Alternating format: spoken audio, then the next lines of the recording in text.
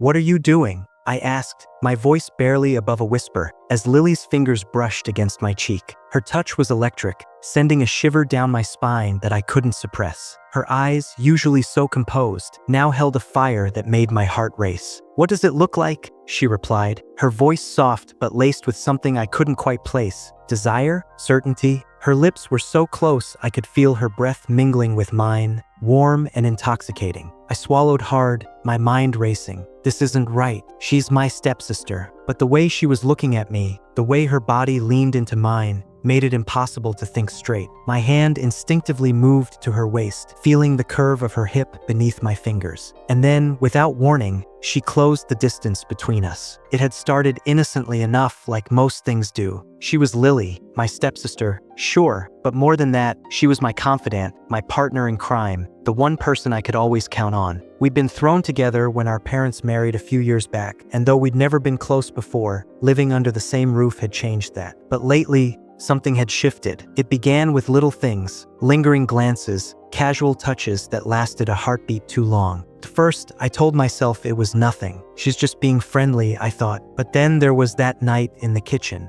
We were both standing at the counter, the dim light casting long shadows across the room. She'd just finished washing the dishes, and I was drying them, our hands brushing every so often as we passed plates back and forth. It was a routine we'd done countless times before, but this time it felt different. "You're quiet tonight," she remarked, her voice breaking the silence. She turned to face me, leaning against the counter with that familiar smirk playing on her lips. "Just tired," I replied, though the truth was, I couldn't stop thinking about her, about us, about how close we'd become, and how, somewhere along the line, those feelings had started to change. She tilted her head, studying me with those piercing green eyes. "You sure that's all it is?" I hesitated, my throat suddenly dry. "Yeah." "Why?" She took a step closer, her gaze never leaving mine. "Because you've been acting different around me lately." I laughed nervously, trying to play it off. "Different how?" "Like you're hiding something." Her voice was soft, almost teasing, but there was an undercurrent of something else, something that made my heart skip a beat. "I'm not hiding anything," I said, though the words felt hollow even as I spoke them. She didn't respond right away. Instead, she just stood there, her eyes searching mine, as if trying to pry the truth out of me. And then, as if some invisible force had pulled her forward, she closed the gap between us, her lips meeting mine in a kiss that was both tender and urgent. I froze, my mind a whirlwind of conflicting emotions. This is wrong, but it didn't feel wrong. It felt right, like something that had been building for months, maybe even years, and now, finally, it had been unleashed. Her hands moved to my shoulders, pulling me closer, and I let her. I couldn't help myself. My arms wrapped around her waist, holding her like she might disappear if I let go. The kiss deepened, her tongue brushing against mine, and I felt a rush of heat that I couldn't ignore. But then, just as quickly as it had started, it ended. She pulled back, her breath coming in short, shallow gasps. For a moment, neither of us spoke. The only sound was the pounding of my heart in my ears and the faint hum of the refrigerator in the background. "I shouldn't have done that," she whispered, her voice trembling. But there was a flicker of something in her eyes, desire, maybe even regret, that made me wonder if she really meant it. "Lily," I started, but she cut me off. "Don't," she said, shaking her head. "Just don't." And with that, she turned and walked out of the kitchen, leaving me standing there, my mind reeling. The days that followed were tense, to say the least. We were both careful around each other, avoiding anything that could be misconstrued as intimate. But it was impossible to ignore the electricity that crackled between us every time we were in the same room. Then, one night, it happened again. We were sitting on the couch, watching some mindless TV show, when she turned to me, her eyes dark with desire. Without a word, she leaned in and kissed me, and this time, there was no hesitation. "Is this okay?" she asked, her voice barely audible. I didn't answer. Instead, I kissed her back, my hands moving to her waist as I pulled her onto my lap. "This is wrong," I murmured against her lips, though my body was telling me otherwise. "I know," she whispered, her breath hot against my ear, "but I don't care." And in that moment, neither did I. A week later, we found ourselves sitting across from each other at the kitchen table, the weight of what we'd done hanging heavy in the air. "We can't keep doing this," she said, her voice soft but firm. "I know," I replied, though the thought of stopping made my chest ache. "I think," she hesitated, biting her lip, "I think we need to take a break from each other, just to figure things out." I nodded, though I hated the idea. "Okay." She reached across the table, her hand covering mine. "This doesn't mean I don't feel what I feel. I need time." I squeezed her hand, my heart heavy with the weight of our shared guilt and longing. "Take all the time you need." But as I sat there, staring at her, I couldn't shake the feeling that we'd crossed a line we could never uncross. And part of me didn't want to. "Lily," I started, but she shook her head. "Don't," she said, her voice breaking. "Just don't." And with that, she stood up and walked away, leaving me alone with my thoughts and the undeniable truth that I was in love with my stepsister. The days after Lily walked away felt like an eternity. The house, once filled with her presence, now felt emptier than ever. I tried to distract myself with mundane tasks, cleaning, reading, even attempting to cook, but my mind always wandered back to her. The way her lips had felt against mine, the warmth of her body pressing into me, the fire in her eyes that had both terrified and exhilarated me. It was all I could think about. I told myself it was for the best, that taking a break was the responsible thing to do. But every time I heard her footsteps in the hallway or caught a glimpse of her from the corner of my eye, my heart would race, and I'd feel that same pull, that same undeniable connection. One evening, I was in the living room, pretending to watch TV, when she walked in. She looked as beautiful as ever, her hair loose and cascading over her shoulders, her green eyes bright but guarded. She hesitated at the doorway, her fingers nervously playing with the hem of her shirt. "Hey," she said softly, her voice wavering just slightly. "Hey," I replied, trying to sound casual, but my voice came out more strained than I intended. I could feel the tension in the air, thick and palpable, like a storm waiting to break. She walked over and sat down on the opposite end of the couch, leaving a careful distance between us. But even that small space felt like a chasm, and I could feel the heat radiating from her, drawing me in. "How are you?" she asked, her eyes not meeting mine. "I've been better," I admitted, my hands gripping the edge of the couch cushion. "How about you?" She let out a small, bitter laugh. "Same.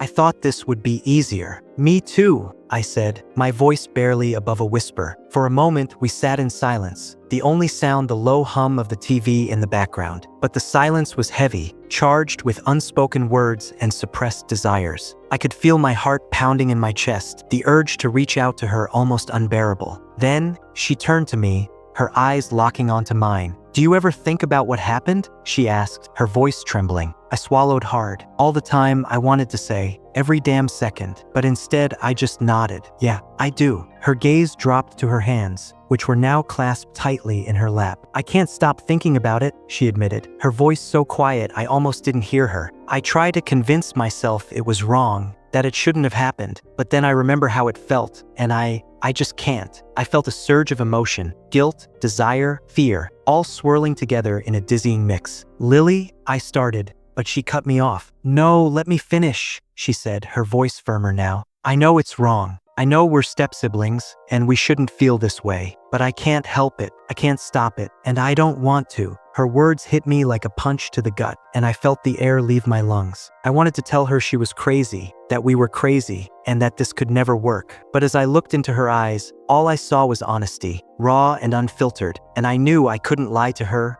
or to myself. "I don't want to stop it either," I admitted, my voice barely a whisper. Her eyes widened, and for a moment, she just stared at me, as if she couldn't believe what I'd just said. Then, slowly, she reached out and placed her hand on mine. Her touch was electric, sending a jolt of warmth through my body. "Then let's not stop," she said, her voice steady now, her eyes filled with determination. "Let's not pretend anymore. Let's just be honest with each other about what we want." My heart was pounding so hard I thought it might burst out of my chest. I could feel the heat of her hand on mine, the way her body was leaning slightly towards me, as if drawn by some invisible force. I wanted to kiss her so badly it hurt, but I hesitated. "Are you sure?" I asked, my voice shaky. "Because once we do this, there's no going back." She didn't answer with words. Instead, she leaned in closer, her lips just inches from mine, her breath warm against my skin. Her eyes were locked onto mine, and in them, I saw everything: her fear, her desire, her need, and then she kissed me. It wasn't like the kisses we'd shared before. Those had been hesitant, unsure, laced with guilt and confusion. This time, there was no hesitation, no uncertainty. Her lips pressed against mine with a fierce urgency, and I could feel the pent-up emotions pouring out of her. Her longing, her frustration, her love. I kissed her back with equal intensity, my hands moving to her waist, pulling her closer to me. She let out a small moan as our bodies pressed together, her hands tangling in my hair. The world around us seemed to fade away, and all I could focus on was her. The feel of her, the taste of her, the way she made me feel alive in a way I never had before. When we finally broke apart, both of us were breathless, our chests rising and falling in sync. Her eyes were dark with desire, and I could see the same fire in her that I felt in myself. "Is this what you want?" she asked, her voice trembling. I didn't hesitate. "Yes, God, yes. This is what I want. You are what I want." She smiled then, a small, relieved smile, and she leaned in to kiss me again. But this time, it was slower, more tender, as if she was savoring every moment. My hands slid up her back, feeling the warmth of her skin through her shirt, and I could feel her shiver under my touch. "Lily," I whispered against her lips, my voice filled with awe and desire. "I'm here," she murmured back, her hands moving to unbutton my shirt. "And I'm not going anywhere." Her fingers brushed against my chest, and I felt a jolt of electricity run through me. My hands moved to her waist, and I pulled her onto my lap, her legs straddling mine. She let out a soft gasp as our bodies pressed together, and I could feel the heat building between us. "You're so beautiful," I whispered, my hands moving to cup her face. "I've wanted this for so long." "Me too," she replied, her voice breathless. "I've wanted you for so long." Her words sent a wave of heat through me, and I kissed her again, harder this time, my hands moving to explore her body. She moaned softly into my mouth, her hips rocking against mine, and I could feel the tension building between us, a coiled spring ready to snap. "Lily," I whispered, my voice hoarse with need. "I want you, all of you." She pulled back slightly, her eyes searching mine. "Are you sure?" she asked, her voice trembling. "Once we do this, there's no going back." I didn't hesitate. "I'm sure," I said, my voice firm. "I've never been more sure of anything in my life." She smiled then, a small, relieved smile, and she leaned in to kiss me again. But this time, it was different, slower, more deliberate, as if she was savoring every moment. My hands trembled as they traced the curve of her waist, the soft fabric of her shirt bunching under my fingertips. Lily's breath hitched, warm against my lips, and her fingers tangled in my hair, pulling me closer. The air between us was charged, electric, and every nerve in my body was alive, throbbing with a need I could no longer ignore. She broke the kiss, her chest rising and falling as she looked at me, her green eyes dark with desire. "We shouldn't," she murmured, but her voice was weak, unconvincing, and her body leaned into mine, contradicting her words. "We already crossed the line," I said, my voice low, rough with want. "There's no point in pretending anymore." Her gaze flickered, uncertainty warring with hunger, but then she nodded, a small, almost imperceptible movement. Her hands slid down my chest, fingers fumbling with the buttons of my shirt. I didn't stop her, couldn't. Instead, I watched her, captivated by the intensity in her eyes, the way her lips parted slightly, her breath coming in shallow gasps. When my shirt hung open, she paused, her fingers brushing against my skin, sending shivers through me. "You're so warm," she whispered, her voice barely audible, and she leaned in, pressing her lips to the hollow of my throat. Her kiss was soft, tentative at first, but then her tongue flicked out, tasting me, and a low groan escaped my lips. "Lily," I breathed, my hands moving to her hips, pulling her closer. "You're driving me crazy." She smirked against my skin, her teeth grazing lightly, and I felt my knees weaken. Her hands slid up my chest, pushing the shirt off my shoulders, and it fell to the floor, forgotten. Her fingers traced the lines of my muscles, exploring with a curiosity that made my heart race. "You're so perfect," she murmured, her voice trembling with awe, and she looked up at me, her eyes wide and vulnerable. "Is this really okay?" I cupped her face in my hands, forcing her to meet my gaze. "More than okay," I said, my voice steady despite the storm raging inside me. "I want this. I want you." Her breath caught, and for a moment, she just stared at me, her eyes searching mine. Then she nodded, a slow, deliberate movement, and her hands moved to the hem of her shirt. She hesitated, her fingers trembling, and I reached out, covering her hands with mine. "Let me," I whispered, and she nodded again. her breathing shallow as I slowly lifted her shirt over her head, revealing the smooth, pale skin beneath. My mouth went dry as I took her in, the curve of her shoulders, the delicate dip of her collarbone, the way her chest rose and fell with each breath. She was beautiful, perfect, and she was mine. I leaned in, pressing my lips to her shoulder, and she shivered, her hands gripping my arms for support. My kisses trailed down her collarbone, each one eliciting a soft gasp from her, and when my lips brushed the swell of her breast, she moaned, her head falling back. "God, you're amazing," I murmured against her skin, and my hands moved to her back, unhooking her bra with practiced ease. It fell away, and I pulled back slightly, taking in the sight of her, bare and trembling before me. Her cheeks flushed, and she looked away, but I caught her chin, tilting her face back to mine. "Don't hide," I said softly. "You're beautiful, Lily, every inch of you." Her eyes welled with tears, and she bit her lip, nodding. "I've never done this before," she admitted, her voice barely a whisper. "I mean, not like this." My heart ached at the vulnerability in her voice, and I pulled her into my arms, holding her close. "We'll take it slow," I promised, my lips brushing against her ear. "We'll figure it out together." She nodded, clinging to me, and I could feel her trembling against me. But there was a determination in her eyes when she looked up at me, a fire that hadn't been there before. "I trust you," she said, her voice steady despite her nerves. Her words sent a surge of warmth through me, and I kissed her, slow and deep, pouring everything I felt into the touch. Her hands moved to my waist, fumbling with the button of my jeans, and I didn't stop her. Instead, I helped her, undoing the button and sliding them down over my hips. She followed suit, stripping off her own jeans, and then we were standing there, bare and vulnerable, the air between us thick with anticipation.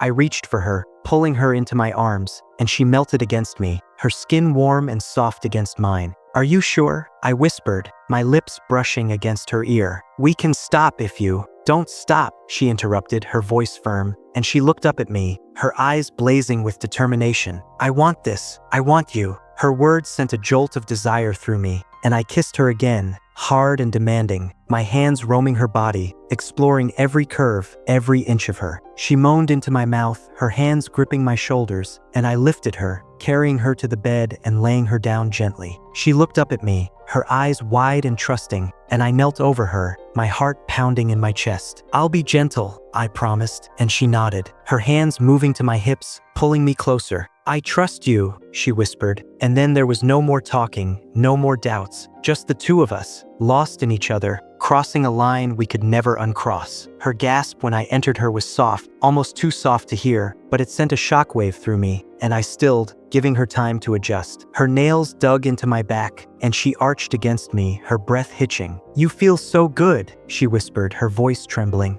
"Don't stop." I couldn't. My movements were slow at first, careful, but her whimpers and moans spurred me on, and soon we were moving together, a rhythm as natural as breathing. Her hands moved over my body, exploring, claiming, and I did the same, memorizing every sound, every touch. "Lily," I breathed, her name a prayer on my lips. "You're perfect, so perfect." She cried out then, her body tightening around me, and I followed her over the edge, lost in the haze of pleasure and emotion. When it was over, we lay there, tangled together, our hearts pounding in unison. Her head rested on my chest, and I could feel her trembling, her breathing still ragged. "That was," she began, but her voice trailed off and she shook her head. "I don't have words." I kissed the top of her head, holding her close. "Neither do I," I admitted, and she laughed softly, the sound music to my ears. We lay there in silence for a while, the weight of what we'd done settling over us. But for once, there was no guilt, no fear. Just the two of us, taking comfort in each other's presence. Eventually, she shifted, propping herself up on her elbow to look at me. Her hair was tousled, her eyes soft, and she looked more beautiful than ever. "What now?" she asked, her voice barely above a whisper. I reached up, brushing a strand of hair from her face. "We figure it out," I said. "Together." She nodded, leaning in to kiss me softly. "Together," she agreed, and then her lips were on mine again. The morning light filtered through the blinds, casting a soft glow over the room. I stirred, feeling the warmth of Lily's body pressed against mine. Her breath was steady, her arm draped across my chest in a way that felt so natural, so right, it was almost hard to remember why it had ever felt wrong. I glanced down at her, tracing the curve of her shoulder with my fingertips, marveling at how peaceful she looked in sleep. She stirred, her eyes fluttering open, and for a moment, we just lay there, staring at each other. There was something unspoken in that gaze, something heavy and charged, as if we both knew we'd crossed a line that couldn't be uncrossed. But instead of fear, there was a quiet acceptance, a sense that whatever came next, we'd face it together. "Morning," she murmured, her voice still thick with sleep. "Morning," I replied, brushing a strand of hair from her face. My fingers lingered, tracing the line of her cheekbone, and she leaned into the touch, her eyes closing briefly. We didn't say much as we got up, the silence between us comfortable, almost reverent. But as we moved around the kitchen, making breakfast, I couldn't help but notice the way her gaze lingered on me, the way her movements seemed slower, more deliberate. It was as if every glance, every brush of our hands, carried a weight it hadn't before. She caught me staring at one point, and a small smile tugged at her lips. "What?" she asked, her tone teasing but with an undercurrent of something deeper. "Nothing," I said quickly, feeling my face heat. But she wasn't fooled. She stepped closer, her eyes locking with mine, and for a moment, the world seemed to narrow to just the two of us. "You're staring," she said, her voice low, almost a whisper. "I can't help it," I admitted, my heart racing. You're beautiful." Her smile widened, and she moved even closer until there was hardly any space between us. "And she paused, as if searching for the right word. "Completely irresistible." Before I could respond, she leaned in, her lips brushing against mine in a kiss that was soft, almost hesitant, but filled with so much promise it took my breath away. It was different from the kisses we'd shared before, less desperate, more deliberate, as if we were both savoring the moment, letting it stretch out between us. When she finally pulled away, I was left breathless, my heart pounding in my chest. "Lily?" I started, but she shook her head, placing a finger over my lips. "Don't," she said softly. "Don't overthink it. Just let it be, for now." I nodded, swallowing hard. She was right. Overthinking had only ever gotten us into trouble before. And as much as my brain was screaming at me to analyze every word, every touch, I knew she was right. This was something we needed to feel, not think about. We spent the rest of the morning in what felt like a bubble, the outside world far away and irrelevant. But as the day wore on, I couldn't shake the feeling that we were just delaying the inevitable. The world wasn't going to stay away forever, and neither were the complications. By late afternoon, the tension that had been simmering between us all day finally boiled over. We were sitting on the couch, her legs draped over mine, when she turned to me, her expression serious. "We need to talk," she said, her voice firm but tinged with uncertainty. My stomach dropped, but I nodded. "Okay." She took a deep breath, as if steeling herself. "I can't keep pretending this is just casual. I can't keep acting like this isn't a big deal, because it is. It's a huge deal." "I know," I said, my voice barely above a whisper. "I feel the same way." She looked at me, her eyes searching mine, and for a moment, it felt like she was looking straight into my soul. "Do you? Because I need to know that we're on the same page here. That us, isn't just some temporary thing. That it's real." "It's real," I said, my voice steady even as my heart was racing. "I've never felt anything like this before, for anyone. And I know it's complicated, and I know it's not going to be easy, but I don't care. I want this. I want you." Her eyes softened, and she reached out, her fingers brushing against mine. "I want you too," she said, her voice barely above a whisper. "More than anything." We sat there for a moment, her words hanging in the air between us, heavy with meaning. And then, before I could think, before I could second-guess myself, I leaned in, capturing her lips in a kiss that was anything but hesitant. This kiss was fire and need and everything we'd been holding back, and it left us both breathless. When we finally pulled apart, she was looking at me with an intensity that made my heart skip a beat. "What now?" she asked, her voice barely above a whisper. I hesitated, my mind racing. What now? It was the question we'd been avoiding, the one that hung over us like a storm cloud. But for the first time, I didn't feel the need to run from it. I didn't feel the need to pretend that everything was okay, because it wasn't. But that didn't mean we couldn't figure it out. "We take it one day at a time,"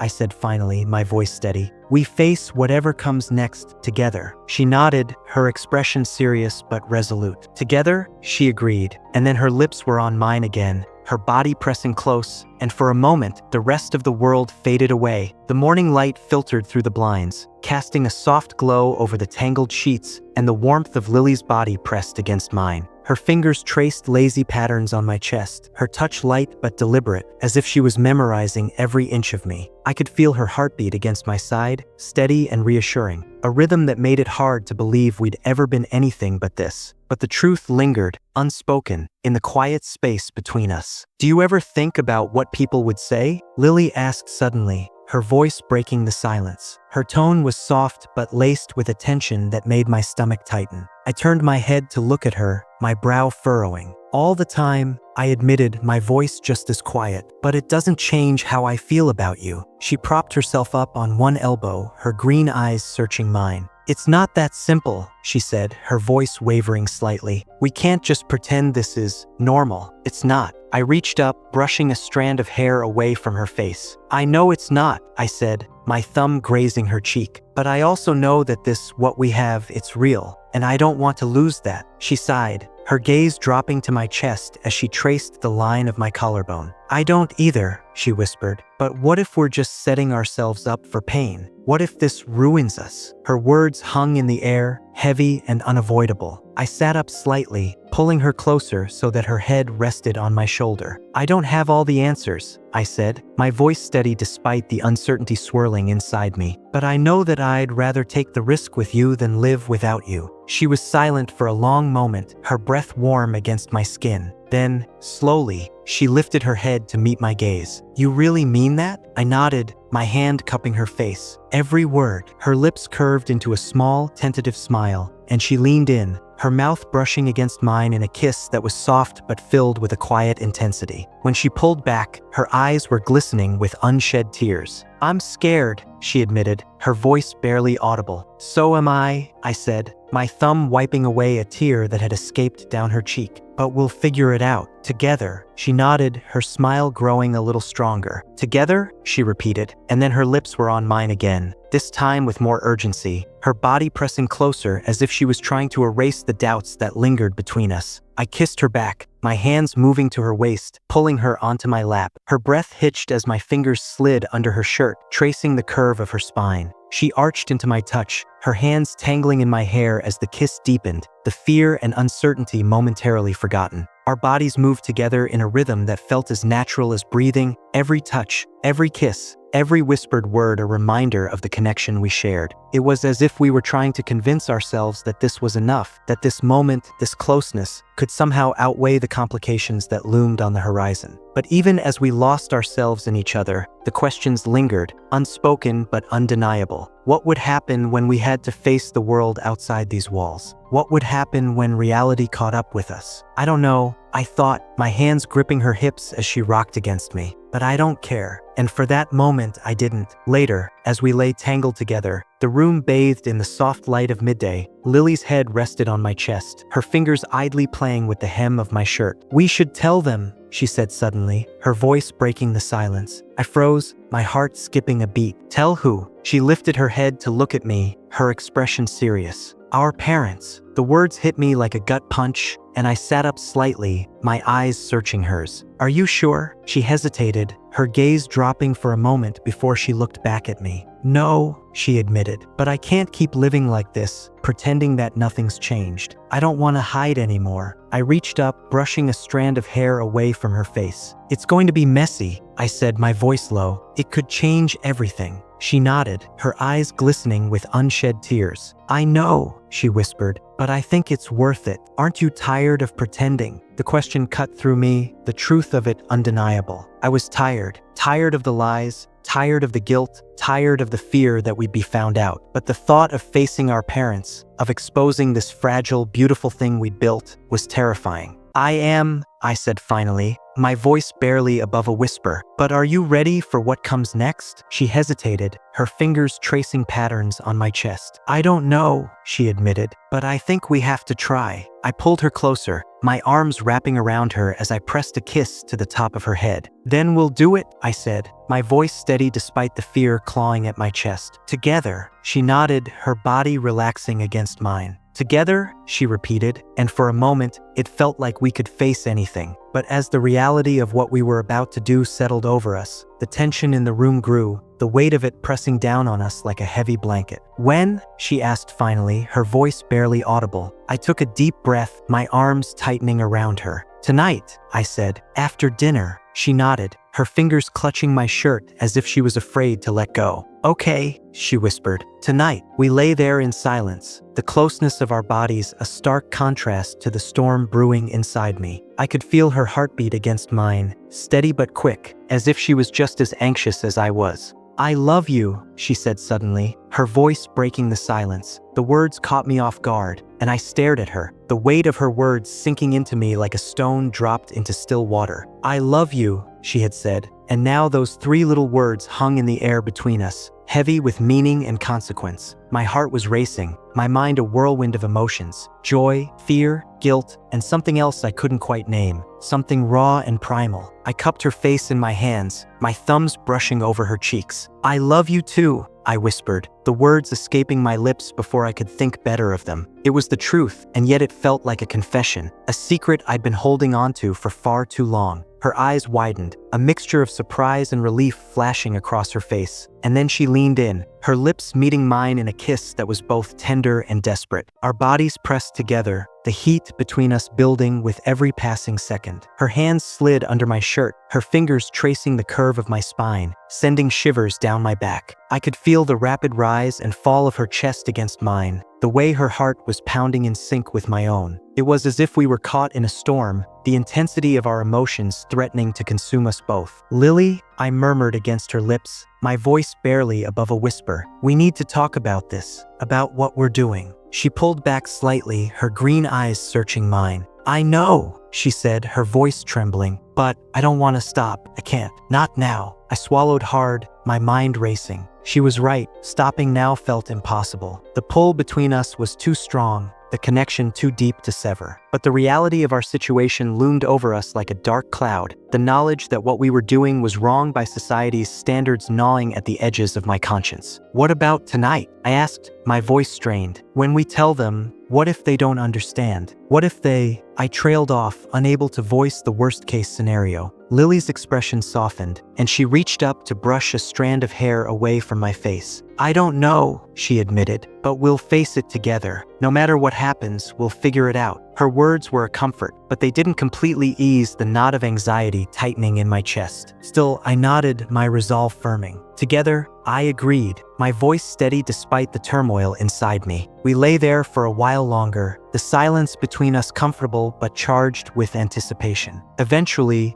Lily sat up, her hair falling in a cascade over her shoulders. "We should get dressed," she said, glancing at the clock on the nightstand. "We've got a few hours before we have to do this." I nodded, reluctantly pulling myself out of bed. The cool air hit my skin as the warmth of her body left mine, and I shivered slightly. We moved around the room in silence, gathering our clothes and getting dressed. The intimacy of the morning lingered, though, a palpable energy that neither of us could ignore. As we headed downstairs, the reality of what we were about to do began to sink in. The house was quiet, the only sound the faint ticking of the clock in the hallway. We sat at the kitchen table, our hands intertwined, as we waited for the inevitable. "What are we going to say?" I asked, my voice barely above a whisper. Lily sighed, her fingers tightening around mine. "The truth," she said simply. "We'll tell them the truth and hope they understand." I nodded, though the thought of baring our souls to our parents sent a wave of nausea through me. But there was no other way. We had to face this head-on, no matter how terrifying it was. The hours dragged on,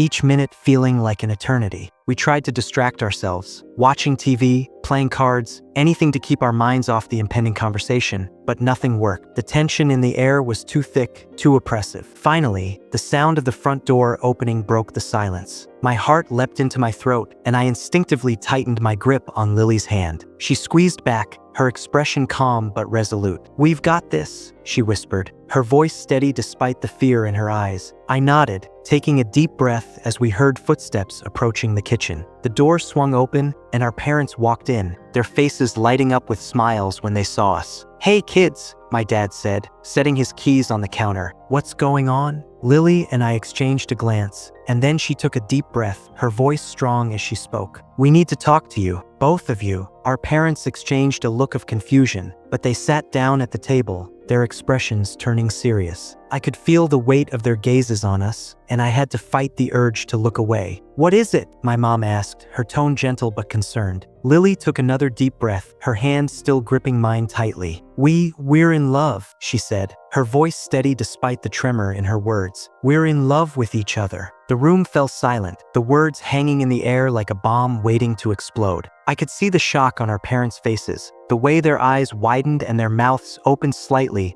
as they processed what they had just heard. "What?" my dad finally asked, his voice strained. I swallowed hard, my heart pounding in my chest. "We know it's unconventional," I said, my voice shaky, "but it's the truth. We love each other." The silence stretched on, the tension in the room so thick it was almost suffocating. My mom was the first to speak, her voice soft but filled with disbelief. "But you're siblings." "Step-siblings," Lily corrected, her tone firm. "And we didn't plan this. It just happened. We didn't want it to, but we can't deny it anymore." My dad ran a hand through his hair, his expression a mixture of confusion and frustration. This isn't right. Your family. You can't do this." "Dad," I said, my voice pleading. "We know it's complicated, but we're not going to stop. We can't." My mom shook her head, her eyes filled with a mixture of sadness and disbelief. "This is wrong," she said, her voice trembling. "You're making a mistake." Lily's grip on my hand tightened, and I could feel her trembling slightly. "We're not making a mistake," she said, her voice firm despite the fear in her eyes. "We love each other, and we're going to be together, no matter what you say." The room fell silent once more, the weight of her words pressing down on all of us. I could see the conflict in our parents' eyes, the struggle between their love for us and their shock at what we were telling them. Finally, my dad sighed, his shoulders slumping. We need time to process this," he said, his voice heavy with emotion. This is a lot." Lily and I exchanged a glance, and then she nodded. "Take your time," she said softly, "but our feelings won't change." We stood in silence as our parents left the room, their faces pale and their steps slow. The moment they were gone, I turned to Lily, my heart pounding in my chest. "What now?" I whispered, my voice trembling. She looked at me, her green eyes filled with a mixture of determination and fear. "Now," she said, her voice steady despite the uncertainty in her eyes. "We wait."